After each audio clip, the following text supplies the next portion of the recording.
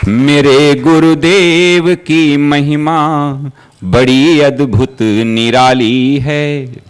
मेरे गुरुदेव की महिमा बड़ी अद्भुत निराली है भर जाती वो सब झोली जो जन्मों से ही खाली है भर जाती वो सब झोली जो जन्मों से ही खाली हैं। यहाँ तम की नहीं सत्ता, यहाँ हर दिन दिवाली है। यहाँ तम की नहीं सत्ता, यहाँ हर दिन दिवाली है। भराया लोक अंतर में, नजर में प्रेम लाली है।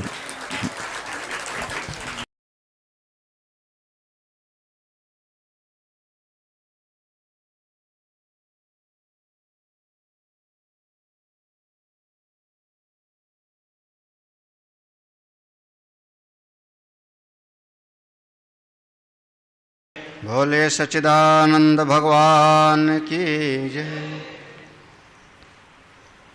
ओम सहना भवतु सहनौ भुनक्तु सह वीर्यं करवावहै तेजस्विनावधीतमस्तु मा विद्विषावहै।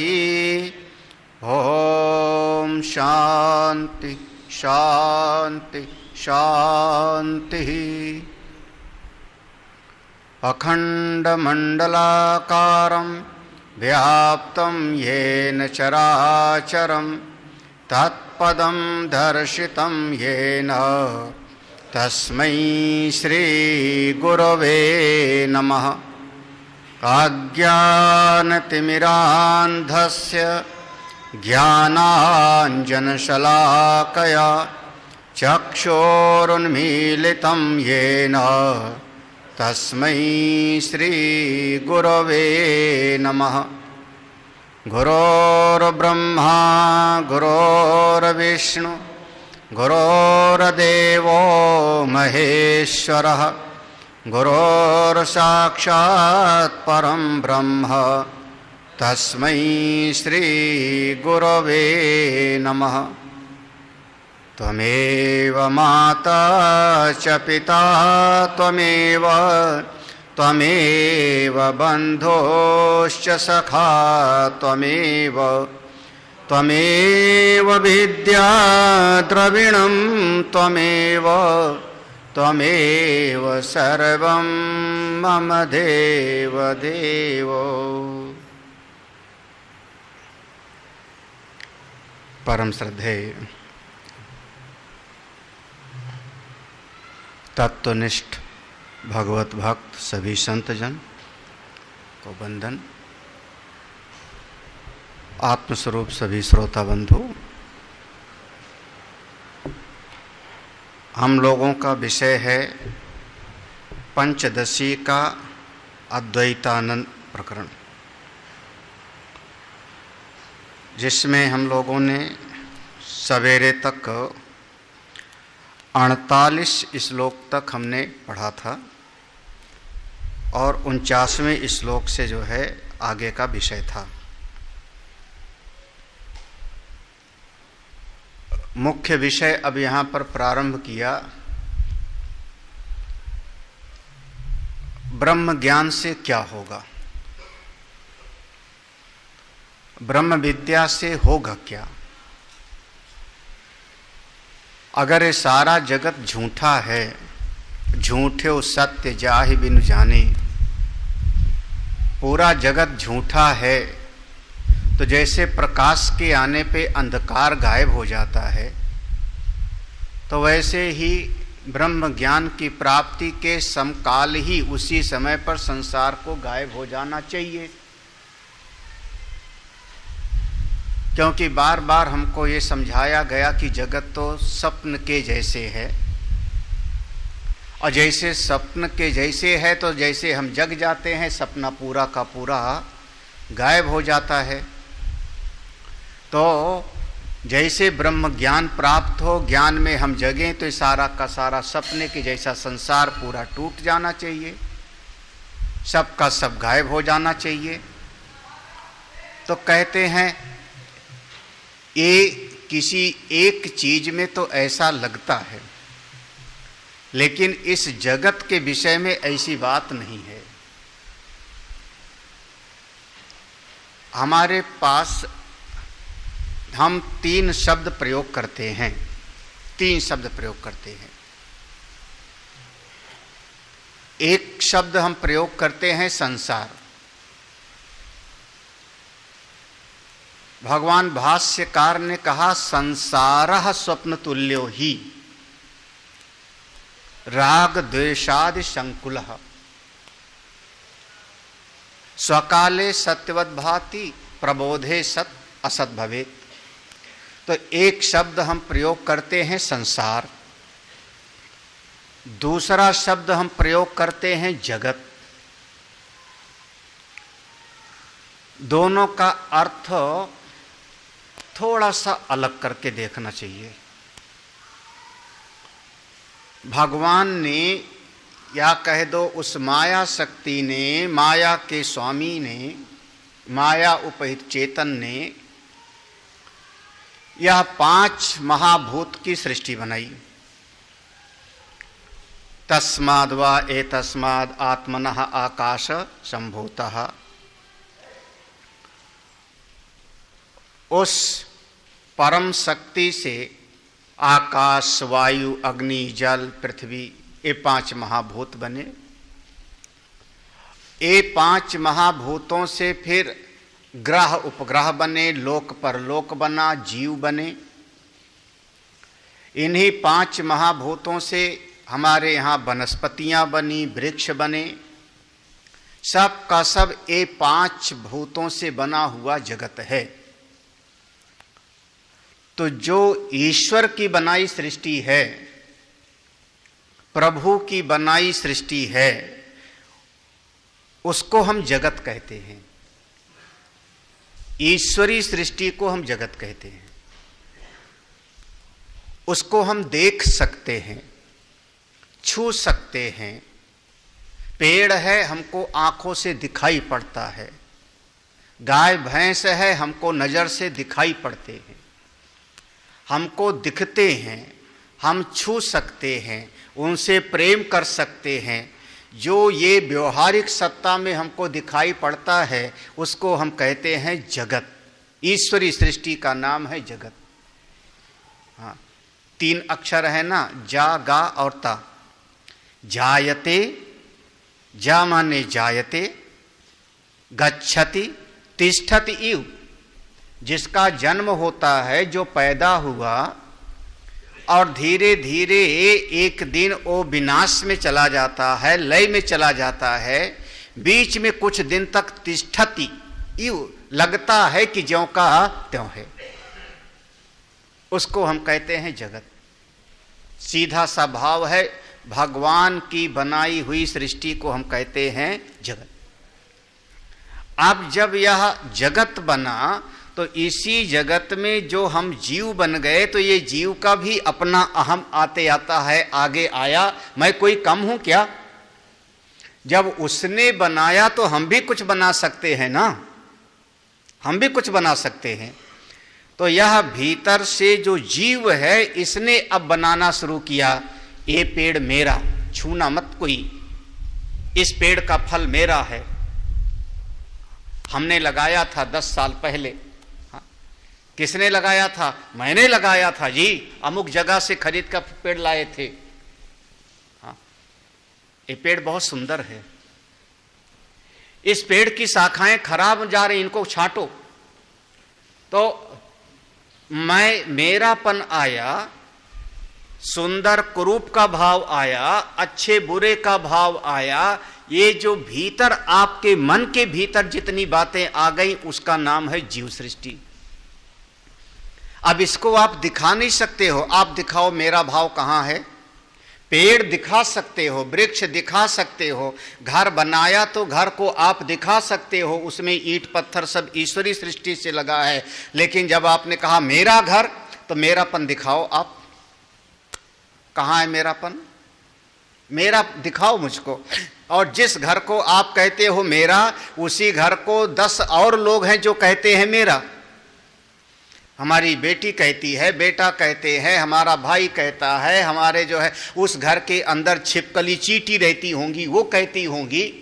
तो आप उस मेरापन को दिखाओ। वह मेरापन आप दिखा नहीं सकते हो। तो ये जो मन के भीतर बन जाता है, हमारे भीतर आपके इस अंतःकरण में मैं, मेरापन, ए तुम, ए तुम्हारा, ए अच्छा, ए बुरा, ए उचित, ए अनुचित, ए श्रेष्ठ, ए निकृष्ट, ये जितना आपके भीतर बना है उसका सबका नाम हुआ संसार। जीव सृष्टि का नाम होता है संसार। इतना थोड़ा भेद करके समझो, जिसमें कोई सार नहीं है। खूब विचार करके हमने देख लिया, सोच करके देख लिया, सम्यक रूपेण हमने इसको विचार किया, ये असार है, इसमें कोई सार नहीं, इसीलिए नाम है उसका संसार। तो जीव सृष्टि का नाम हुआ संसार। अब 2 तरीके हो गया, दो तरीके से, एक ईश्वर की बनाई सृष्टि और एक जीव की बनाई सृष्टि। ठीक है? हाँ। अरे एक घर में एक बच्चा पैदा हुआ, जो बच्चा पैदा हुआ वो ईश्वर सृष्टि के अंतर्गत पैदा हुआ। ओ इस परमेश्वर की बनाई हुई सृष्टि में ओ माता पिता से एक बालक का जन्म हुआ, लेकिन मनुष्य गर्व के साथ कहता है कि ये मेरा बेटा है, ये मेरा पोता है, ये सुंदर है, इसकी नाक देखो मेरे से मिलती है, कान मेरे से मिलता है, हाँ, ये मेरा जगत में नाम रोशन करेगा। ये सब क्या बनाया आपने उस बच्चे के साथ में? अब जीव सृष्टि। हाँ, है ना? एक कौन सी सृष्टि हुई? विचार करो, दो प्रकार की सृष्टि है, एक ईश्वर की बनाई सृष्टि और एक जीव की बनाई सृष्टि। मोटा मोटा आप इसको समझो पहचान में कि ईश्वर की बनाई सृष्टि को आप इंद्रियों से देख सकते हो, हाथ से उसको पकड़ सकता हूं। हाँ, जो बहुत बिल्कुल साफ साफ जो फर्क है वो समझने के लिए कि ये जो लोहा है ये ईश्वर की बनाई सृष्टि है, हम इसको छू सकते हैं, आंख से देख सकते हैं, बजाएंगे तो कान में आवाज आ जाएगी, जब चाहें इसको काट सकते हैं, तो ईश्वर की बनाई सृष्टि है। लेकिन इसको हम कहें मेरा या सुंदर है या कुरूप है, इसको आप देख नहीं सकते हो। ये कहाँ है? पूरा का पूरा हमारे मन में है, पूरा का पूरा मन में है। और असल बात है कि ये जो ईश्वर की बनाई सृष्टि है उसमें जरा भी दुख का नामो निशान नहीं है, क्योंकि ईश्वर के पास दुख है नहीं तो दुख वाला बनाएगा कैसे? ईश्वर तो आनंद स्वरूप है, तो दुख की सृष्टि बनेगी कैसे? तो ईश्वरीय सृष्टि में रंच मात्र भी दुख नहीं है। सारा का सारा दुख निकलता कहां से है? हमारे अपने भीतर से, जीव सृष्टि से। जो हमारी जीव सृष्टि है वही जीव को दुख देती है। ईश्वर की पेड़ हमको थोड़े दुख देता है, उस पेड़ के साथ अगर हमने बना लिया मेरापन तो दूसरा कोई उसका आम तोड़ेगा तो मुझको कष्ट होगा। हाँ, पड़ोसी के पेड़ का तोड़े तो कोई कष्ट नहीं होगा। क्यों? क्योंकि वो मेरापन वहां पर मेरापन नहीं है। आप सड़क पर चले जाओ, सड़क पर जाते जाते एक आदमी का एक्सीडेंट हो गया हो, गिर पड़ा हो, आप बगल से चले जाओगे, अरे अरे लोग जो है देखो परेशान हो गया, मर गया, कोई फर्क नहीं पड़ेगा। और अचानक आपको चेहरा दिखाई पड़ जाए उसको और पहचान लो कि अरे ये तो अपना पड़ोसी है, रिश्तेदार है, जैसे आपके भीतर एक मेरापन आएगा, मेरा पड़ोसी, मेरा रिश्तेदार, आप गाड़ी रोक के रुक जाओगे, फोन करोगे, फिर आपका जो है संसार शुरू। असल में भगवान की बनाई सृष्टि में दुख कहीं पर भी नहीं है। दुख अगर निकलता है तो ये जो भीतर की जीव की बनाई सृष्टि है। तो दो बातें, संसार को हम कहते हैं जीव सृष्टि और जगत है हमारा ईश्वर सृष्टि। ठीक है, समझ में आना चाहिए। जिस क्षण आप ब्रह्म विद्या को प्राप्त करोगे, संत के पास गए, क्योंकि जीव सृष्टि दुख दे रही है, हमारे मन की भावनाएं कल्पनाएं हमको दुख दे रही हैं, हमारे मन की ममता आसक्ति हमको दुख दे रही है, तो हम चले गए संत के पास। और जब हम संत के पास गए और उन्होंने हमको सुनाया, ब्रह्म विद्या को, आत्मज्ञान को प्रदान किया, तो आत्मज्ञान प्रदान है ना, आपके भीतर का ये जो जीव सृष्टि है, संसार, ये उसी क्षण गायब हो जाता है। उसी क्षण संसारः स्वप्न तुल्यो ही, हाँ, संसार स्वप्न के जैसे है, उसी क्षण गायब हो गया। आपके भीतर का सारा शोक मोह गायब। तत्र को मोहः का शोकः एकत्वम अनुपश्यता। लेकिन ये जो ईश्वर की बनाई सृष्टि है, ये ईश्वर की बनाई सृष्टि ज्ञान से गायब नहीं होती, बल्कि इसमें मिथ्यात्व का निश्चय हो जाता है, क्योंकि जिसका जन्म हुआ, जो विनष्ट होगा, ये हमेशा रहने वाला नहीं। इसलिए भगवान भास्कर बहुत सावधान है शब्द बोलने में। ब्रह्म सत्यम जगत मिथ्या। ये जो ईश्वर की बनाई सृष्टि जगत है, ये मिथ्या सिद्ध हो जाएगी, आकाश के नीलेपन के जैसे, मृग मरीचिका के जल के जैसे, लेकिन ये नष्ट नहीं हो जाएगी। नष्ट होवेगा कौन सा? जो हमारे भीतर अपनी कल्पनाओं का जाल है, वो नष्ट होवेगा। संसार नष्ट होगा, जगत मिथ्यात्व का निश्चय हो जाता है, जगत में झूठेपन का निश्चय हो जाता है। ज्ञान का एक स्वरूप है, इसको अगर नहीं समझेंगे तभी थोड़ा सा समझ।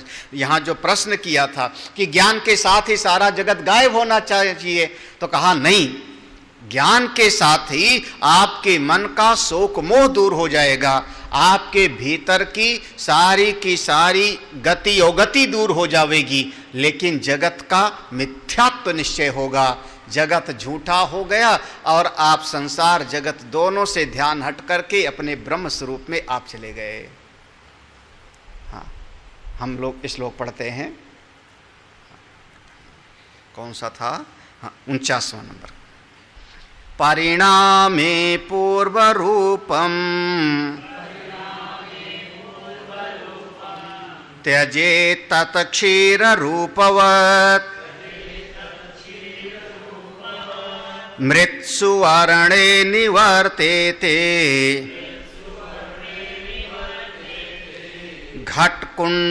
घटकुंडलयोर्नहि। तीन वाद शुरुआत में बताया था, आरंभवाद, परिणामवाद और विवर्तवाद। ये तीन वाद बात किया था ना।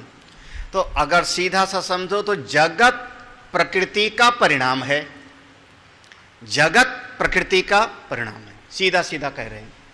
ठीक है, जगत प्रकृति का परिणाम है, तीन गुणों का परिणाम है।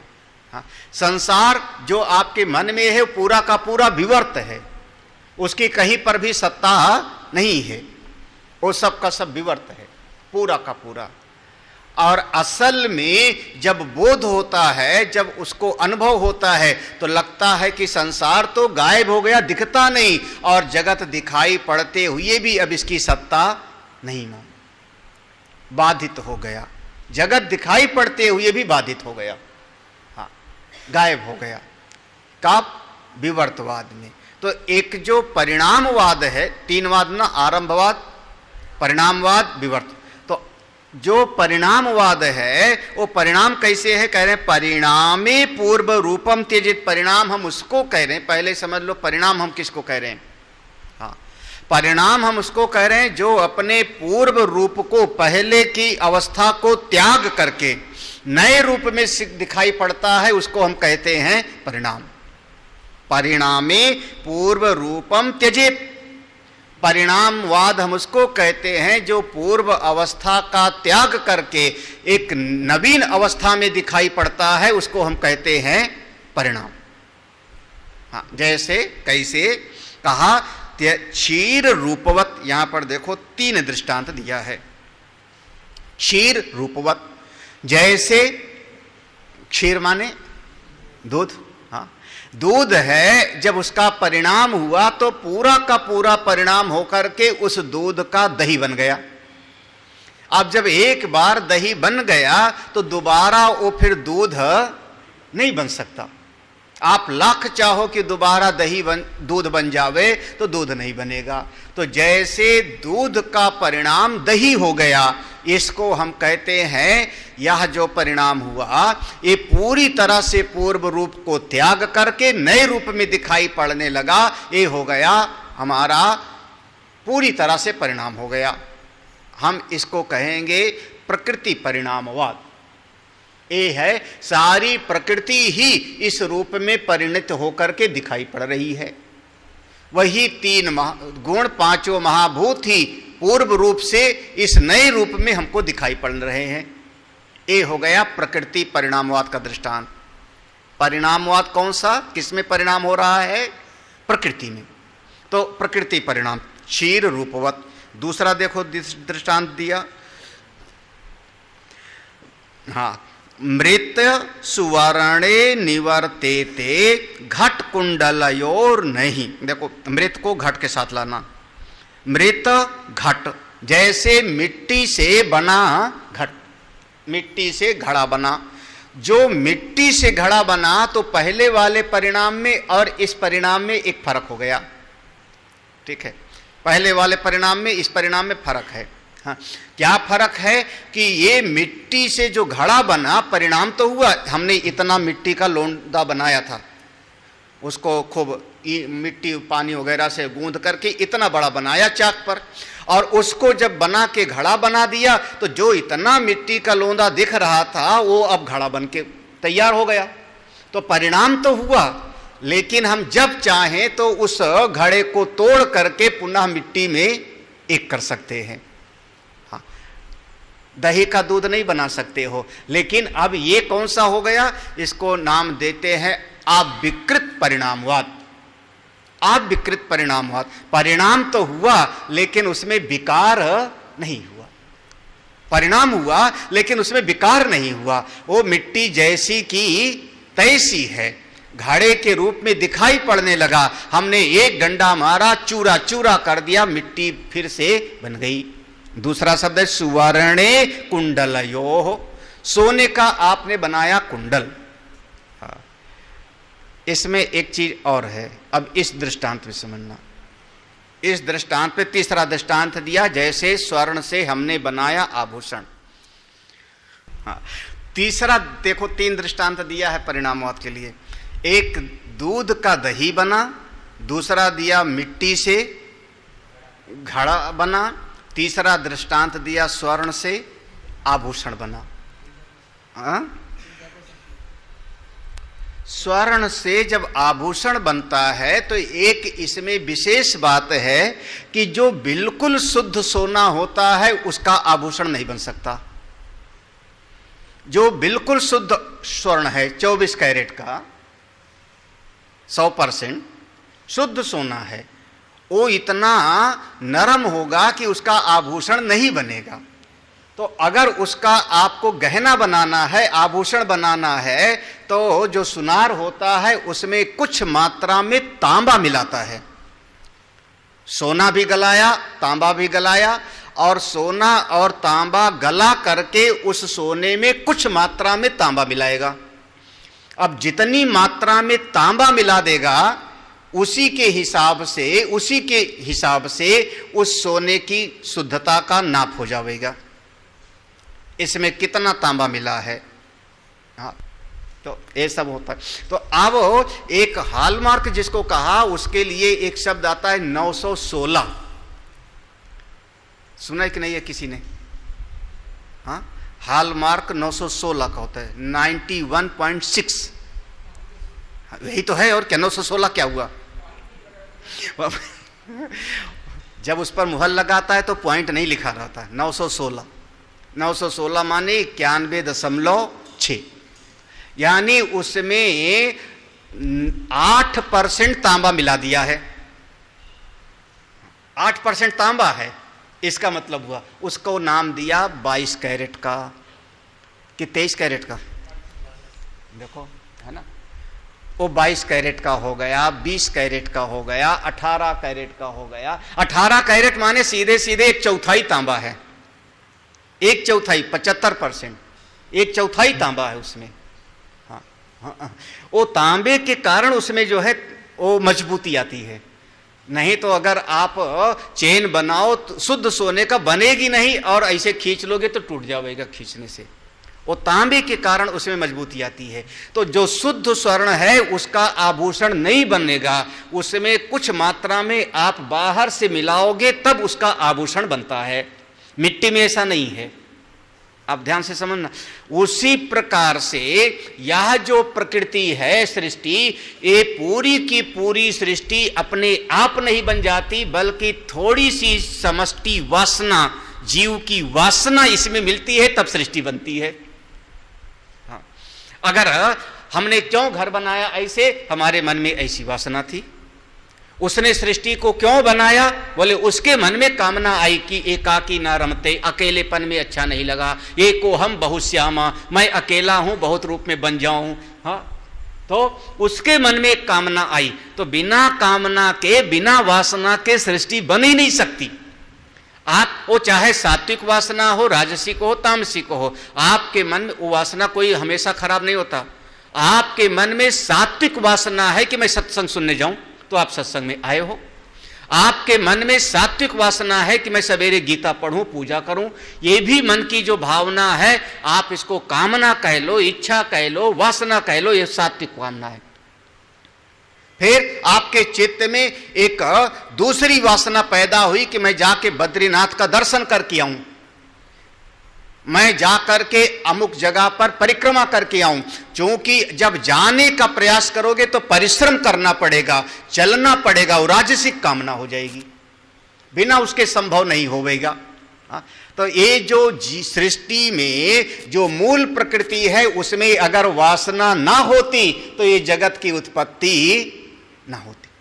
उसी प्रकार से जैसे स्वर्ण से आभूषण बनते हैं, लेकिन उसमें जो ठीक है वासना निकाल दो,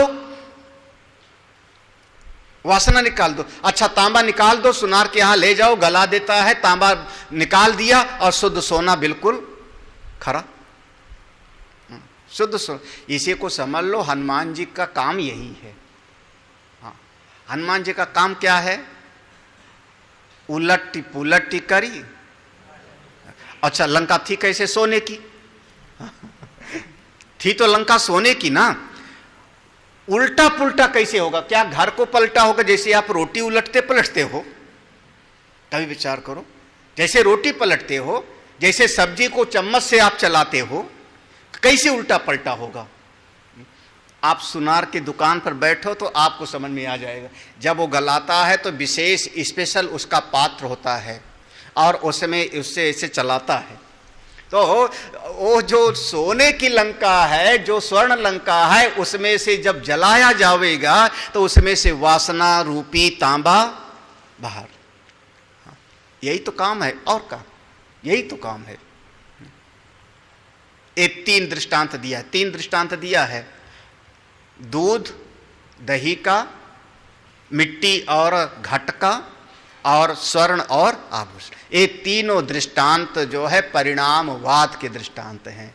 ये परिणामवाद में ऐसी बात होती है कि अगर परिणामवाद में एक बार दही बन गया तो दोबारा दूध नहीं बन सकता, लेकिन विवर्तवाद में ऐसी बात नहीं।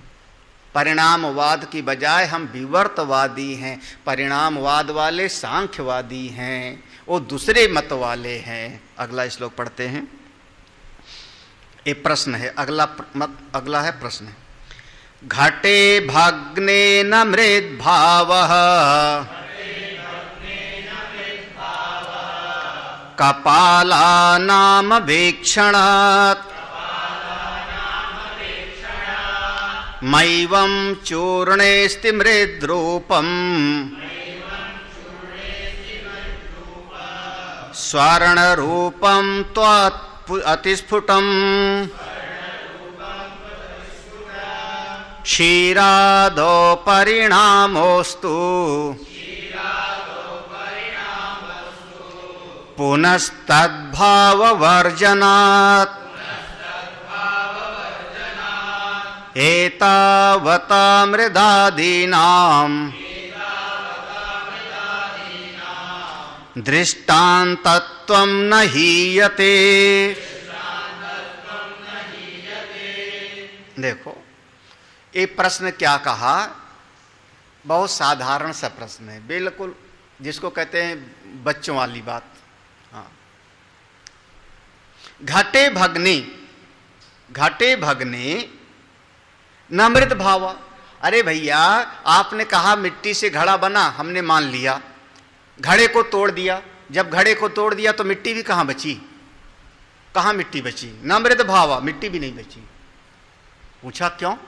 बोले जब हम देखते हैं तो क्या देखते हैं, जब घड़ा टूटा तो मिट्टी कहां बची, वहां कपाला नाम माने टुकड़ा टुकड़ा बचा ना। एक इतना बड़ा टुकड़ा, एक कितना बड़ा टुकड़ा, एक कितना बड़ा टुकड़ा, तो टुकड़े टुकड़े बचे ना, कपाल बचा ना, कपाल टुकड़े टुकड़े बचे ना। तो मिट्टी कहां बची? बच्चे ने घड़े को मार दिया डंडा, घड़ा टूट गया, तो छोटे छोटे टुकड़े बचे ना, मिट्टी कहां बची, वो तो टुकड़े हैं। तो इसीलिए कहा कि ये तो आप लोगों को पक्का पता हो गया कि ये तो बच्चों वाला प्रश्न हो गया ना। तो नीचे की नीचे की लाइन में उत्तर है माँ एवं। अरे इतनी छोटी सी बात तुमको समझ में नहीं आती क्या? पंचदशी पढ़ने बैठे हो, पढ़ने क्या बैठे हो? पंचदशी, इतनी छोटी सी बात नहीं समझती। एवं माँ, ऐसी बात नहीं है, कपाल नहीं बचा, तुमको वह छोटे छोटे टुकड़े दिखाई पड़ रहे हैं, वो छोटे छोटे टुकड़ों को चूर्ण कर दो तो चूर्ण अस्ति, उसको चूरा कर दो तो क्या बचेगा? तो भाई जो तुमने पूछा था बच्चों वाली बात पूछी थी ना। हाँ, तो ऐसी बात नहीं, तुमको वहां टुकड़ा दिखाई पड़ रहा था, छोटे बड़े तमाम तरह के, असल में उसको भी चूरा कर दो और तोड़ दो। हाँ, सिल्लोढ़ा लेके पीस डालो तो क्या है, तो मिट्टी हो जाएगी फिर से, और क्या? यही तो है ना। स्वर्ण रूपम तू अति स्फुटम, ये सोने में तो बिल्कुल साफ साफ दिखाई पड़ता है। क्यों? आभूषण है, उसको गला दो तो क्या बन गया वो? आभूषण है, गला दिया तो स्वर्ण बन गया, शुद्ध सोना हो गया बस।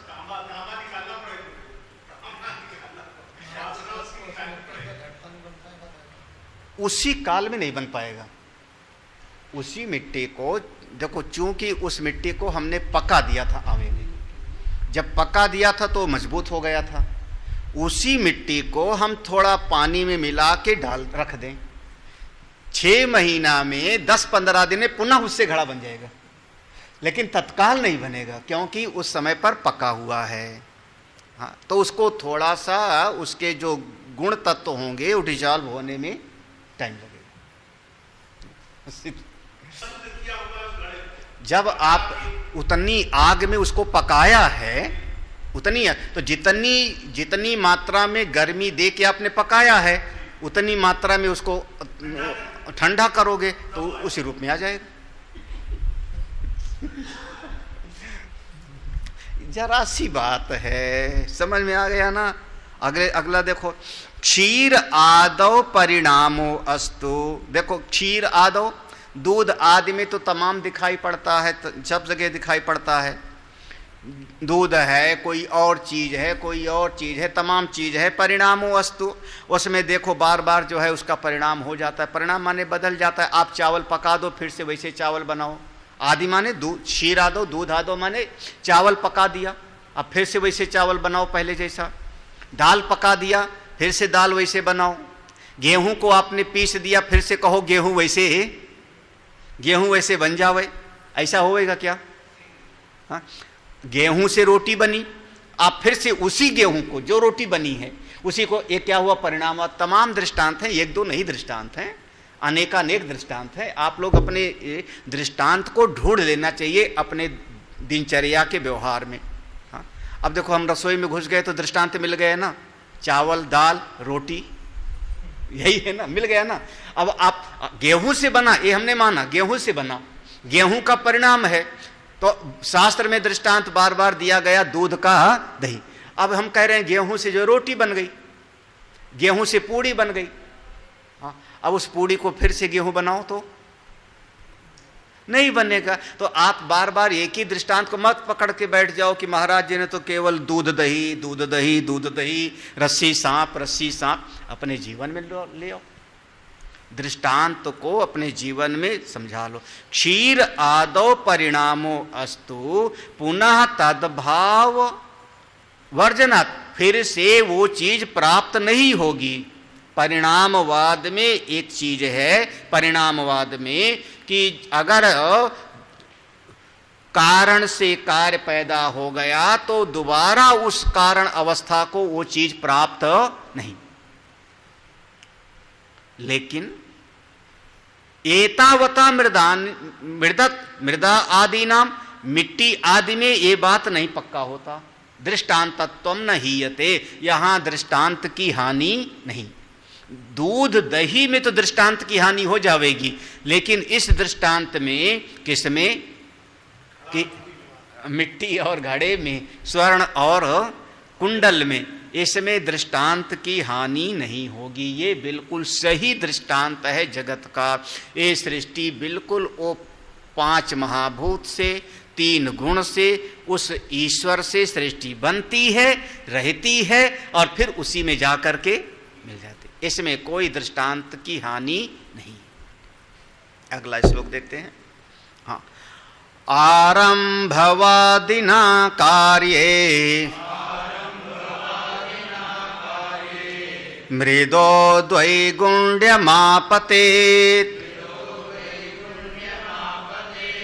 रूपस्पर्शादया प्रोक्ताः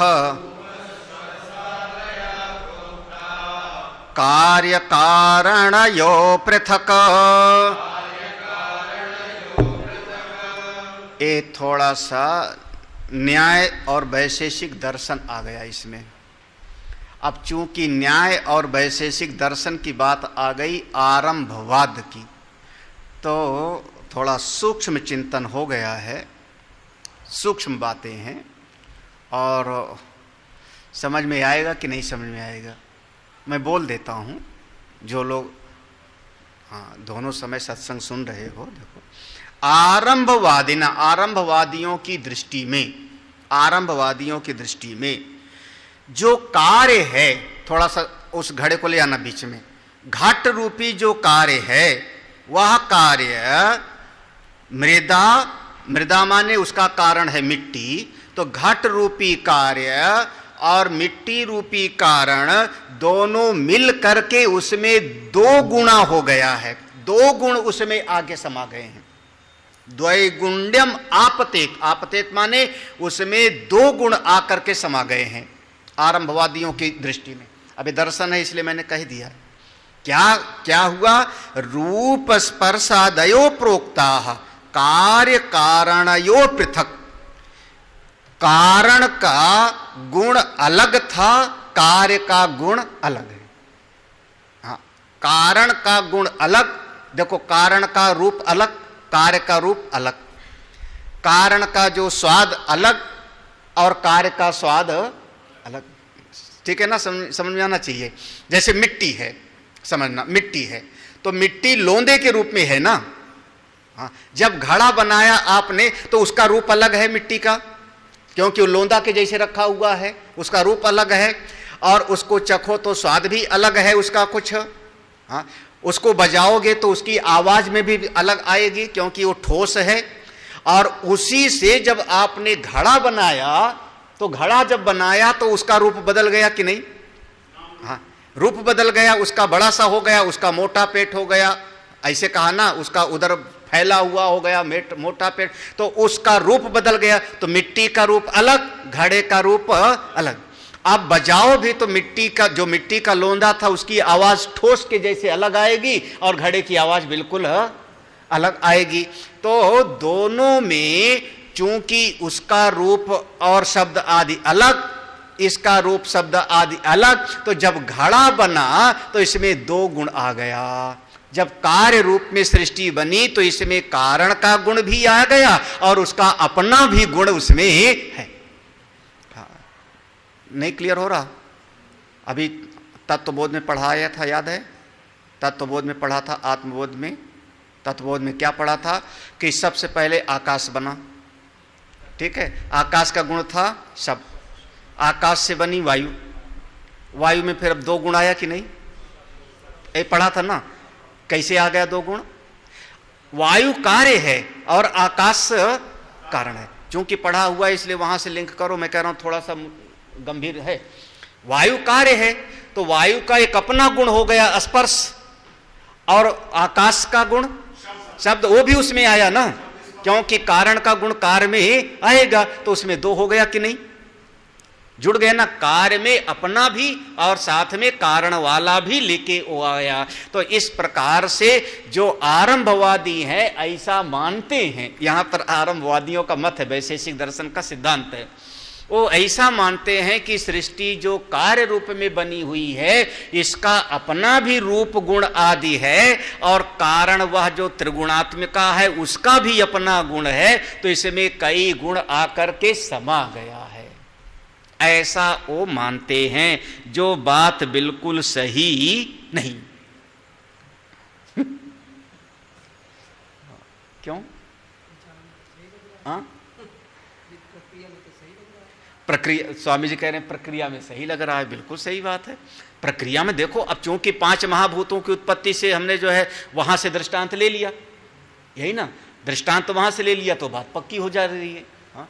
कि कार्य का गुण एक अलग हो गया, हाँ? कारण का गुण अलग हो गया, और जब कार्य रूप में दिखाई पड़ा घट तो उसमें 2 गुण आ गया। द्वैगुण्यम आपतेत, यही है, श्लोक देख लेना। आरंभवादिनः का, आरंभवादियों के मत में, वैशेषिक दर्शन के मत में, कार्य, कार्य माने घट, मृदा माने कारण मिट्टी, दोनों को मिला करके द्वैगुण्यम आपते, 2 गुण हो गए उसमें। कैसे? रूप स्पर्शादया, ये दोनों रूप है, स्पर्श है, शब्द है, जो भी है, कार्य कारणयो पृथक, कार्य का अलग है और कारण का अलग है, और जब कार्य रूप में बना तो कारण वाला गुण भी उसमें आ गया। क्या बात है, नहीं समझ में आ रहा? और सरल कर दूं, और सरल करूं? हाँ, हमारा जो नहीं, हमारा शरीर बना, हमारा शरीर बना, ठीक है, मेरा शरीर बना, तो हमारे शरीर का रूप रंग अलग है, बिल्कुल। हाँ, हमारे शरीर का एक अपना रूप है, इसका अपना एक रंग है, हमारे शरीर का एक वजन है, हमारे शरीर की अपनी एक प्रकृति है, एक अपनी प्रकृति लेके आया है ना। हाँ, इसको कौन सी बीमारी है, कौन सी चीज फायदा करेगी, कौन सी चीज एलर्जी करेगी, शरीर का अपना गुण है। और कई बार लोग कहते हैं ये अपने पिता के जैसे बोलता है। हाँ, ये मैं बिल्कुल साफ साफ बता रहा हूं।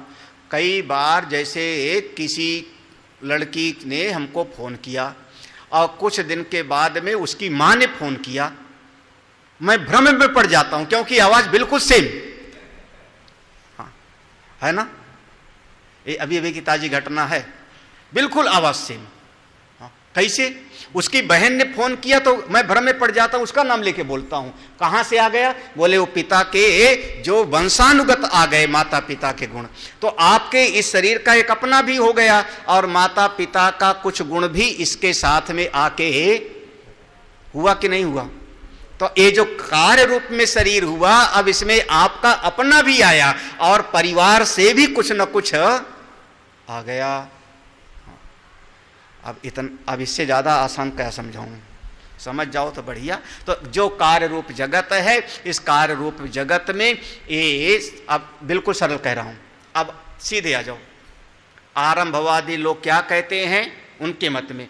क्योंकि उनके मत में ईश्वर निमित्त कारण है और प्रकृति उपादान कारण है। ये उनके मत में ईश्वर निमित्त कारण है, प्रकृति उपादान कारण। अभिन्न निमित्त उपादान मत कारण मत कह देना, ओ अलग अलग कहते हैं। तो ईश्वर निमित्त कारण है और प्रकृति उपादान कारण है।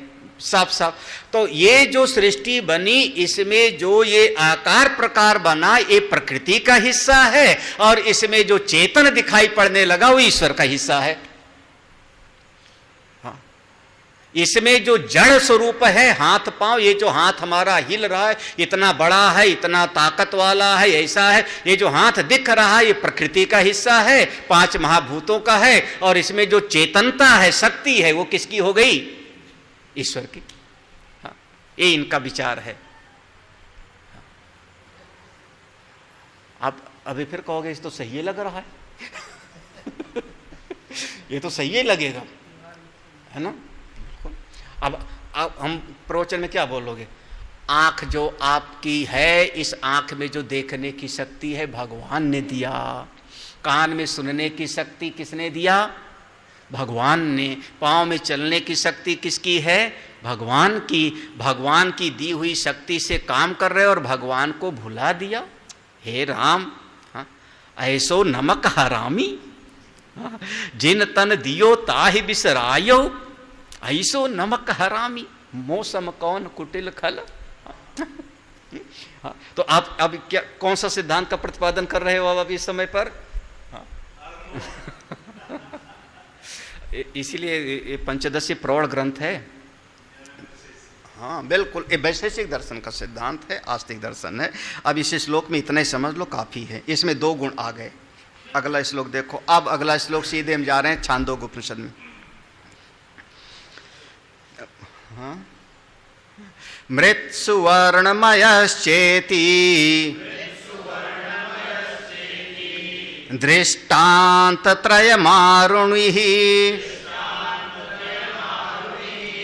प्राहतो वासयेत् कार्य अनृतत्वं सर्ववस्तुषु। देखो सीधा सा वही दृष्टांत ले आए। दृष्टांत त्रयम आरुणि ही, एक छांदोग्य उपनिषद में, जो छांदोग्य उपनिषद है वहां पर ये प्रसंग आया है। तैत्तिरीय उपनिषद में भी ये प्रसंग थोड़ा सा आता है, लेकिन अलग तरीके से है। भृगुर्वै वारुणी, हाँ, भृगुर्वै वारुणी, वहां पर अरुणी है। हाँ, भृगुर्वै वा आरुणी, हाँ, वरुणम पितर, वारुणी है ना, भृगुर्वै।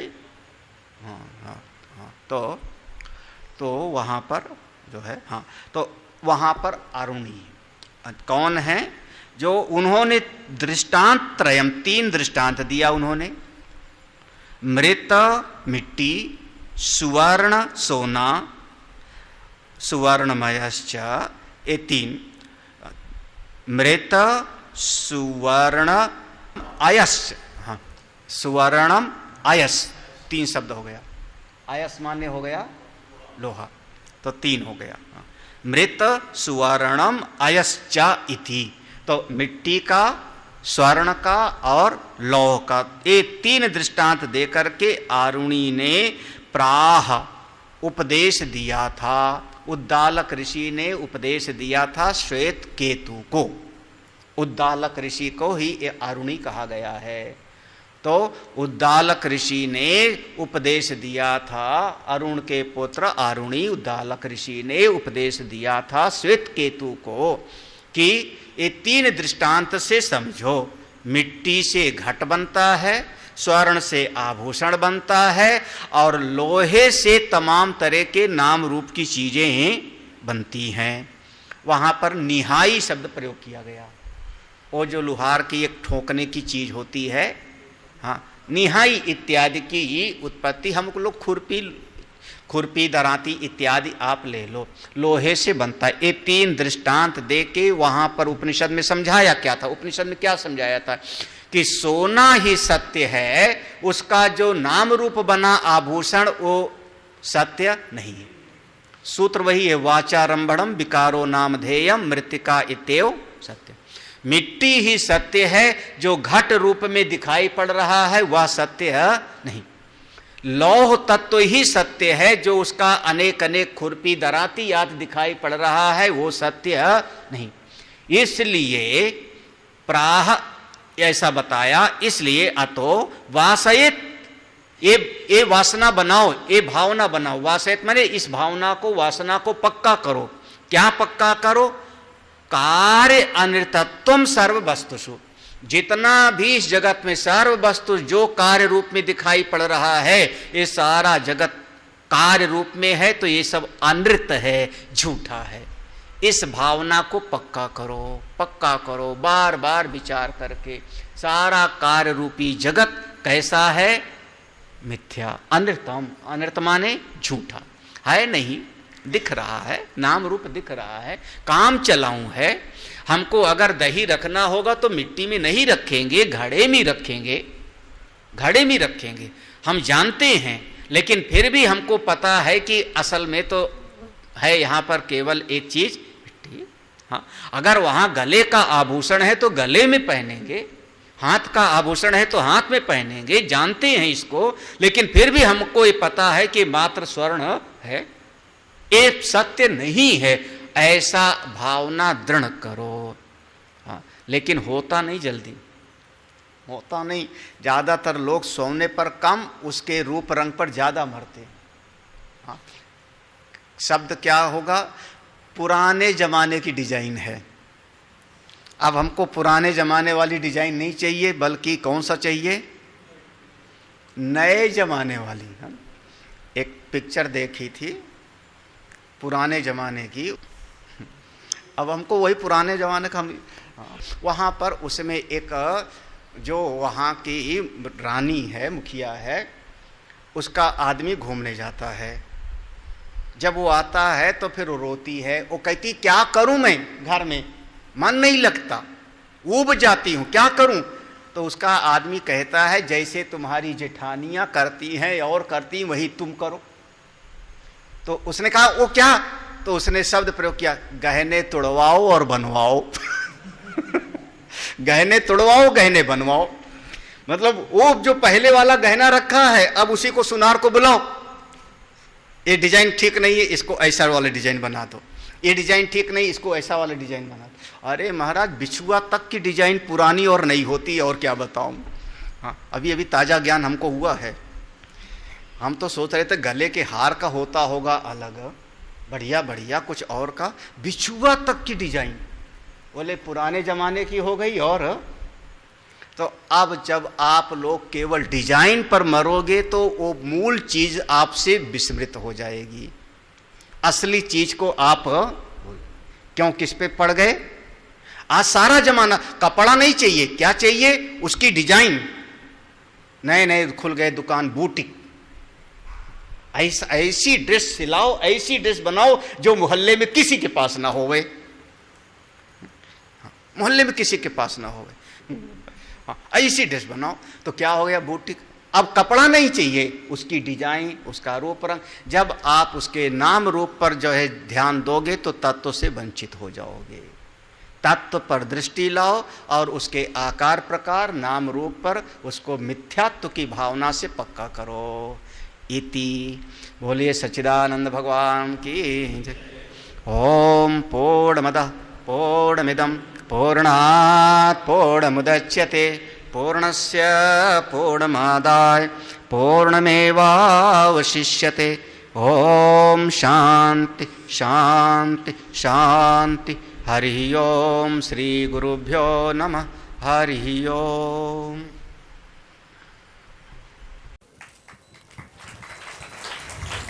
मेरे गुरुदेव की महिमा बड़ी अद्भुत निराली है।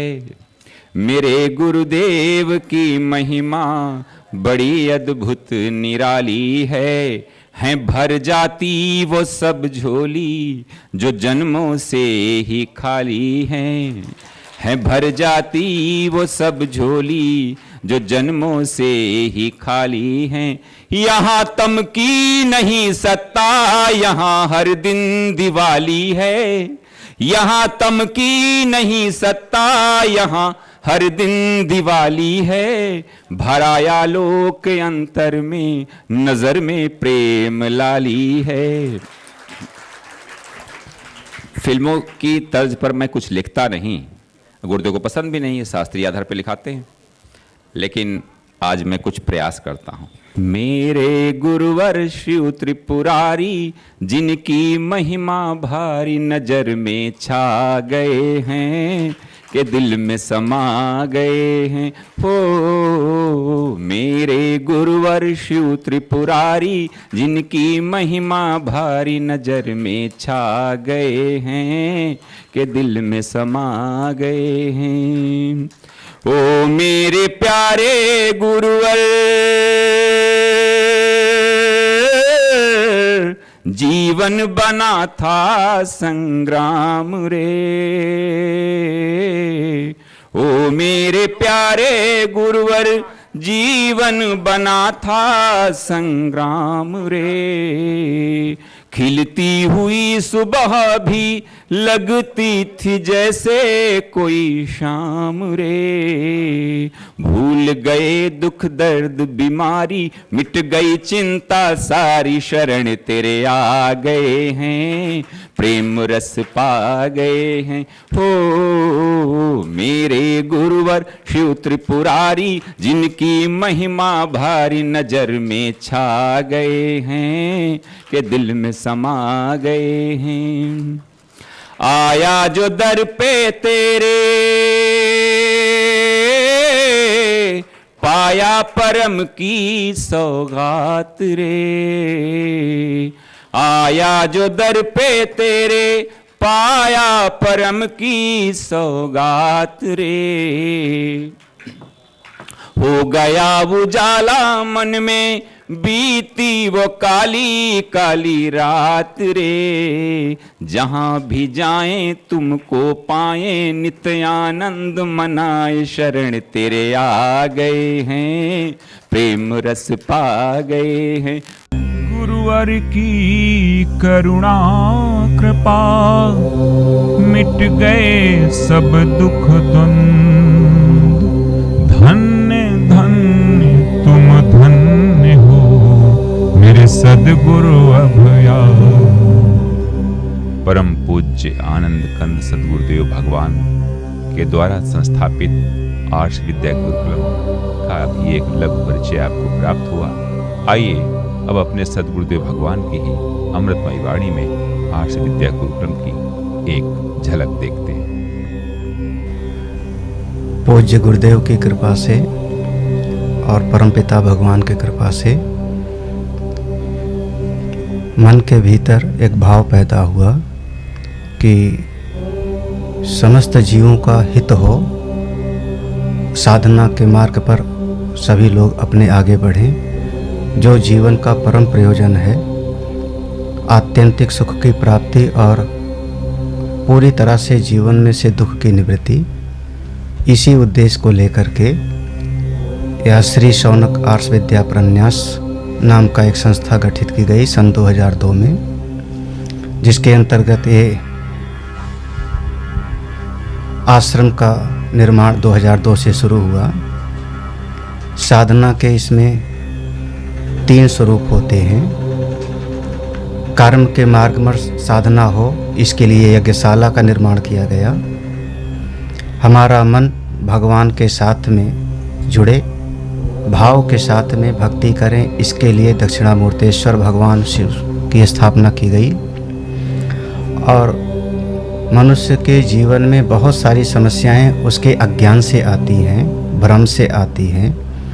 तो हमारी बुद्धि भी ठीक हो, समझदार हो, विचारवान हो, इसके लिए सत्संग हाल का निर्माण हुआ, जिसमें लगातार सुबह और शाम दोनों समय श्रीमद् भगवद गीता, उपनिषद, वेद और सभी पुराणों का आधार लेकर के सत्संग किया जाता है, जिसके माध्यम से जीवों का प्रगति हो, विकास हो।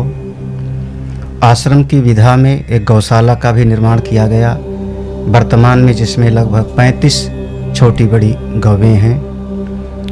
जब तक कोई भी व्यक्ति भारतीय संस्कृति में संस्कृत विद्या को, संस्कृत भाषा को नहीं समझेगा, तब तक शास्त्र में और वेद में प्रवेश नहीं होगा। इसलिए बच्चों से ही यह संस्कार आगे बढ़े, इसके लिए संस्कृत पाठशाला बनाई गई, जिसमें संस्कृत विद्या का ज्ञान प्रदान किया जाता है और इन्हीं बच्चों में से कोई न कोई आगे बढ़ कर के ब्रह्म विद्या को प्राप्त करता है, करेगा, जिसका जीवन परम कल्याणकारी होएगा, उसके अपने लिए भी और समाज के हित लिए भी। जीवन का मूल सूत्र यही है, सर्वे भवन्तु सुखिनः, सर्वे सन्तु निरामया, सर्वे भद्राणि पश्यन्तु, माँ कश्चित् दुःख भाग् भवेत्। ओम शांति शांति शांति।